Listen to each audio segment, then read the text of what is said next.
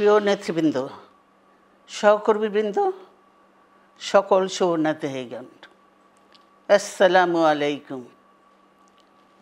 প্রতি বছর মে মাসের এই দিনটি আমাদের পরিবারে আসে এক বেদনা বিধুর স্মৃতি নিয়ে। এই দিনে শুধু আমাদের পরিবার নয়, বরং সমগ্র দেশই হয়ে উঠে পড়েছিল বেদনার্ত ও অভিভাবকহীন। আমাদের প্রিয় মাতৃভূমি বাংলাদেশের জন্মের সাথে জড়িয়ে থাকা এক অবিচ্ছেদ্য নাম শহীদ প্রেসিডেন্ট জিয়াউর রহমান, যে চট্টগ্রাম থেকে স্বাধীনতার ঘোষণা করে তিনি এ দেশের সাথে তার নাম অবিচ্ছেদ্য করেছিলেন।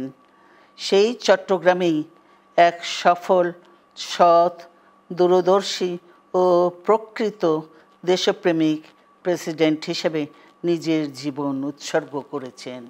এদেশে গণতন্ত্র, স্বাধীনতা, সংবাদপত্র ও বিচার বিভাগের স্বাধীনতা, স্বনির্ভরতা ও উন্নয়ন এবং নিজস্ব জাতীয়তাবাদ সৃষ্টির অনন্য রূপকার শহীদ জিয়া, যে গণতন্ত্র প্রতিষ্ঠা আর সার্বভৌমত্ব রক্ষার লড়াইয়ে তিনি শাহাদাত বরণ করেছেন, সেই গণতন্ত্র নিরবচ্ছিন্ন যাত্রা আজও বাধাগ্রস্ত হচ্ছে প্রতি পদে পদে।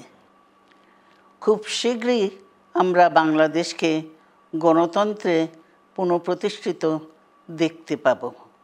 এই হোক শহীদ জিয়ার শাহাদাত বার্ষিকীতে আমাদের অঙ্গীকার।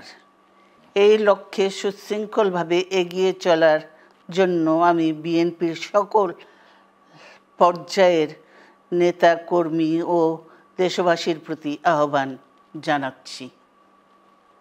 মনে রাখবেন, সবার জন্য গণতন্ত্র ও উন্নয়নের মাধ্যমে সকল সমস্যার সমাধানের যে রাজনীতি শহীদ জিয়া রেখে গেছেন, তা বাস্তবায়নের মাধ্যমে তার প্রতি শ্রদ্ধা জানাতে হবে।